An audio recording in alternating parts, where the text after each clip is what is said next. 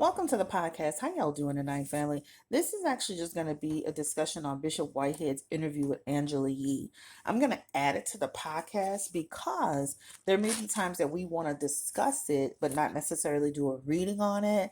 And so, you guys can bounce back between Blue Nola Tarot to see the actual readings that we do, and then bounce to, the Chat with Nola podcast to see anything that's in addition to. That's the beauty of having this second channel, is that you can kind of like follow up on anything that you want to talk about. So Bishop Whitehead was invited to do Angela Yee's new show called Way Up with Yee. Make sure you guys check that out and support her. She is a Black woman.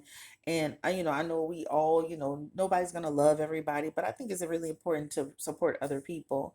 And I felt like it was good to just be able to hear him speak fully about what he thought he thought was happening.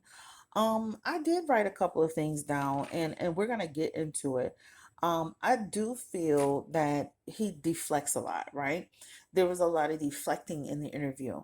So, for example, I'll just give an example and then we'll get into it. When they asked him about the parishioner with the $90,000, and said, she was a member of your church. What happened with the $90,000? He was so focused on trying to refute or dispute the fact that she was a member. He was less focused on the actual money or the act that happened, right? There's a lot of deflecting in it. There's a lot of like putting the blame on another person. There's a lot of just not taking accountability. There was a lot of stuttering going on. I felt at times when he was stuttering that he was definitely not telling the truth. There were times I just felt he wasn't telling the truth, period. But that stuttering got worse when he started speaking on certain topics, right? So he did show some emotion, of course, throughout the interview, where he felt, you could see he seemed to be kind of like emotional about some of the things that are going on with them. So Angela starts off the interview basically just talking about how she met him some years ago. And I believe he did some type of prophecy thing for her, something she talked about. They had done a peace walk or something. She talks about how he was active in the community, et cetera, et cetera. And so she kicks it off by just saying, well, what happened? Like, you've been in the community, but you've also been in the news for a lot of, a lot of confusion. So she initially starts off the conversation by asking him about this $2 million that he allegedly, this whole thing about fraudulent bank receipts, right? The whole thing where they claim that, or they're alleging that he falsified documents in order to try to obtain a loan. And so that was the thing she kicked it off with. So what happened with this? They're saying that that you had 2 million in the bank, but you had less than $10. He really didn't want to discuss that at all. He was kind of like, I don't want to discuss it. He started to get into this whole thing about, I have a wife, I have children, that I'm a young black man being attacked in the media, and I'm being attacked in the media because of Mayor Eric Adams. I mean, yeah, yeah. What is it? Yeah, Mayor Eric Adams, right? So he just talks about he's collateral damage. Do I feel, and I said this in my reading, is he collateral damage? To some extent, yes. But I said they want them both, right? White has done enough damage in the community to where he's not just collateral damage. I think that's true to some extent. He's a real part of the problem, right? But will they get Whitehead and then get Adams? They're going to try to get them both, right? So he talked about, he's collateral damage because, in so many words, and I'm just saying this because this is basically what he alluded to. Sorry, that's my chair. He's saying Adams is the real target, right? So this is what he talks about. So the note I wrote was, it's everybody else's fault, right? It's everybody else's fault. There's a lot of deflecting going on. But do I feel that he's getting swept into the whole thing? Yes. But is it at his own doing? Yes, right?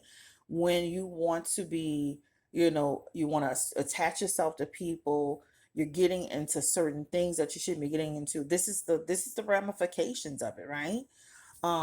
Bishop Whitehead was in prison for fraud in 2005, 2007, whatever that is. And today he's still being charged, right? Indicted on fraud charges. So, and just to be clear, he takes no ownership even in that situation from 2005, right? So that's the first thing that they started off this entire interview with, right? So they started to talk to him about about his dad.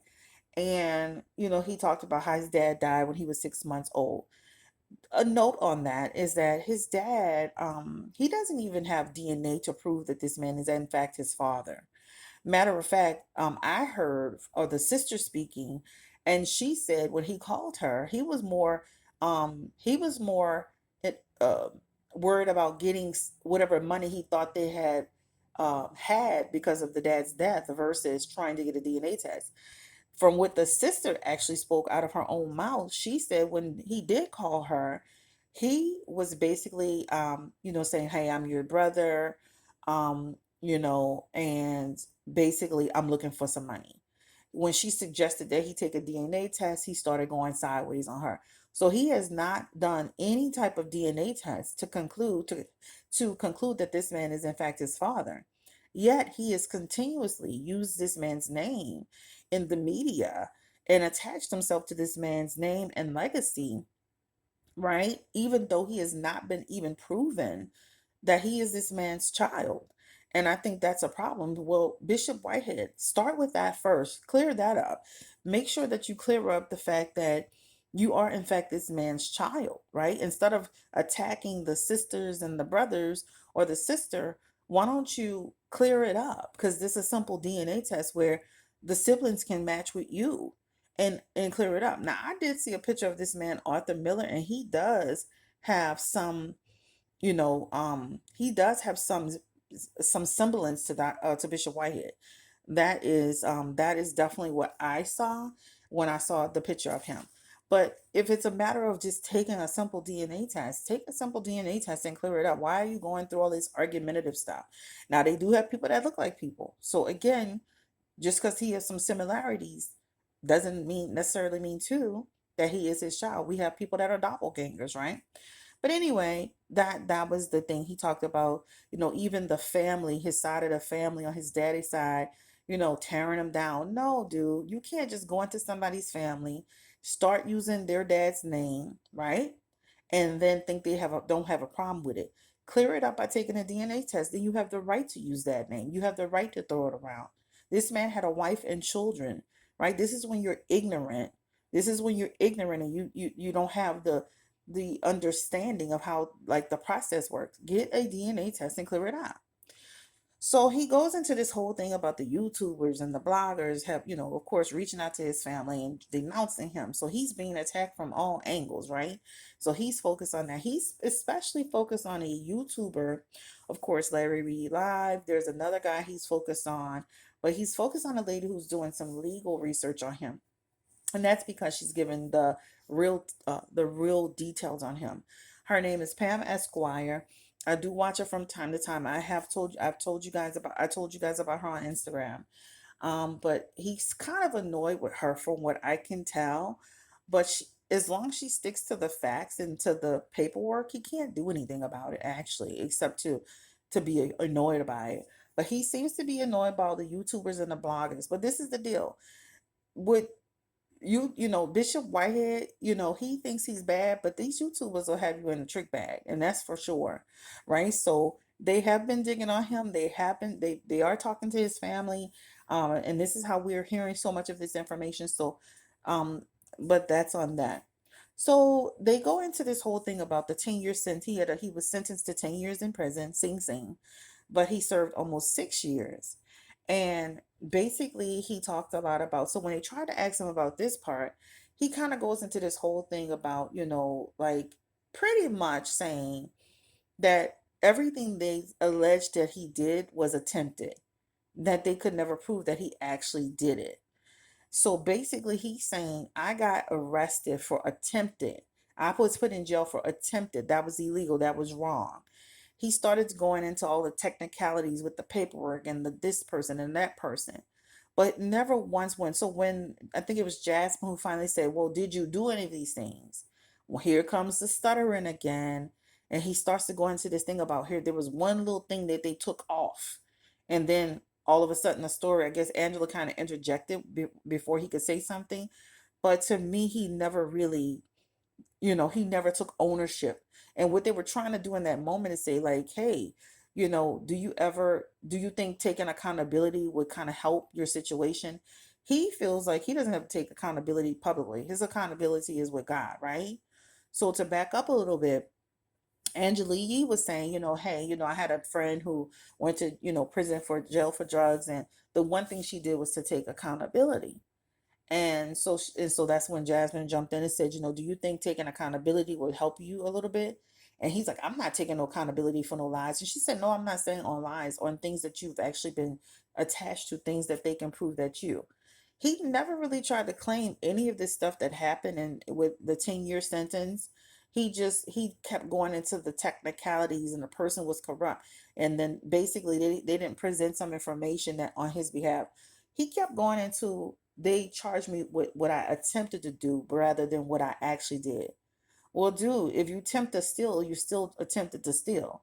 If you did it, you did it. I mean, attempting, they have people that attempt murder, they still go to jail, right? Like, this is, like, to me, again, he has no accountability. He doesn't understand what that word means.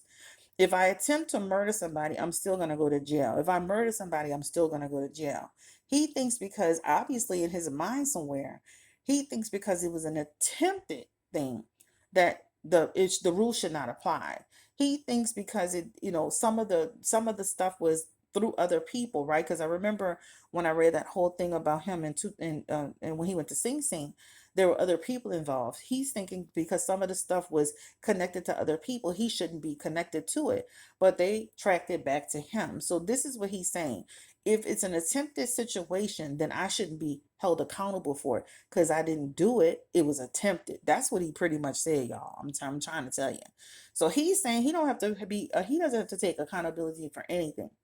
The Chrisleys, the people, the white people that went to jail, this is the reason why the Chrisleys are really in jail. This is one of the reasons why the Chrisleys are really in jail, and why the Chrisleys got so much time. Because one thing the Chrisleys never did is take ownership for their part in the fraud that they created for themselves, right? And if you look at anybody, a lot of the people that do YouTube channels, and the one thing they talk about is accountability is big, because what it does is it makes people make it, it helps people to understand, like, okay, this person at least doing the work. They understand, they acknowledge that they've done something wrong. But when you don't take accountability, what it does is says this person has learned a lesson, and they have the tendency to do it again because they haven't, they didn't, they don't see themselves as wrong. So if I don't see myself as wrong, and I don't hold, then I'm not going to hold myself accountable. That means Bishop Whitehead in 10 years from now could be getting into another fraud situation because he's not accountable. He doesn't see the error in his ways, right? And so this is the problem with Bishop Whitehead. So that situation, of course, was tied to identity theft, etc., etc. And what's interesting about the incident that happened in 2005 and what's happening today, they all involve fraud, right? So again, why is fraud being attached to you from 2005 until now? The what, why, right? He talks about, he kept talking about, black people going through things, and the FBI targeting him. If you're not doing bullshit, then there's nothing to target. There's nothing to attach. You can be friends with Arameric. If I were, if Bishop Whitehead was a 9 to 5 guy with a family and a home and was going to work every day, doing the right thing, there's nothing the FBI could do to him. But when you're doing dirty, then they can attach to you. So that was the part that was interesting to me, that he just felt like he doesn't, his accountability is to God. His accountability is to no one else. But that's the biggest part of actually having people actually take the first steps in accepting you and trying to at least understand you, because at least they feel like you're being accountable. And now people give you grace. But when you're not accountable, people don't give you grace because they feel like you haven't learned your lesson. He has big narcissistic tendencies. So again, he doesn't see the error in his ways. So again, a lot of deflecting. Again, just to restate, he felt like all of the things that he was charged with in 2005 were attempts. So for him, again, that means that it was illegal for him to be charged with it because it was attempted, not actually done. Um, he talked about he's a family person. He loves Christmas. He loves the holidays. He talked about his wife and his children. He has 4. He talked about the issues with D.L. Hewley. He's got this story that D.L. Hewley called him for an interview, but D.L. Hewley is saying he called him for an interview. It's neither here nor there. At the end of the day, D.L. Hewley didn't want him on the show because D.L. Hewley said he could see through him and that he's a con artist, right? When he started to talk about the church robbery, once again the stuttering kicked in, and he talked, he was very, very much so passionate about talking about it, but there was a lot of stuttering initially in the beginning. He talked about the men. He talked about the one at large. And just to clarify, he talked about how he felt destroyed by this whole thing because people really didn't believe him. And of course, he was turned from a victim to a villain, and that everybody had something to say when he was, when they thought he was a part of the scheme. But when they arrested the two people, then nobody had anything to say. I don't believe that's true. I believe people still feel that he had something to do with it. And that's just that. Like at the end of the day, even for myself, I still feel like until that third man is caught, my opinion is I still don't feel comfortable that he's not off the hook for me. That's my personal opinion. That's my intuitive feelings. So at the end of the day, I don't think people just say, "Oh, forget about it." I just think people feel like, "Yeah, right. Where's the third guy? Let's close this out. Let's see what the police really say." So people are just really kind of waiting to see what's going to happen next. And the fact that he keeps getting in trouble for fraud and indicted doesn't help that, because now people saying, "Shit, if he doing all this, he could have set that church up too." So the verdict is still out with the church. That's what he doesn't get. He's not connecting the dots. The people haven't just gone silent. The people just sitting back waiting for that to be exposed eventually, right? This is what he doesn't get. So he talked about that part and what happened with the church. He gave a description of how the guys came in, how he felt, how he wanted to remain calm, but the street person in him wanted to take action. And I didn't like that part about how the gun was in the baby's face. That seemed to be a soft spot for him. Um, and so then they go into this whole thing about the lady with the $90,000. And the first thing they said, so this is a lady, she was a parishioner at your church, and she was never a parishioner at my church. He was so focused on saying she wasn't a parishioner of the church, but he did, to me, he was deflecting from the actual transaction. So of course they had to try to reel him in a little bit, like, okay, so what happened with the money? So he's basically saying the son was an assistant of his, and the lady's son was his assistant. He had married the man and his wife. The man wanted to do real estate. He helped the man with a house. And pretty much the man got the money from the mama and gave it to him. But when you read the indictment actually says the lady gave it to him, right? So my concern with Bishop Whitehead doing this interview is some of the stuff that he said in his interview is contradictory to what's being said in that indictment. Now, again, this is he's saying this is his side, but if they have text messages between him and that lady, and not third, like I would think if if it was between you, the lady, and the son, that it would just be between you and the son. Why is the lady dealing with you? Why, if she gave it to her son versus you? So anyway, he tries to say that the son took the money, and he really the son took most of the money.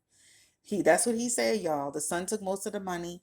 So once again, he's not taking accountability for it. But what about the money that you gave? He almost kind of said that they kind of invested in him.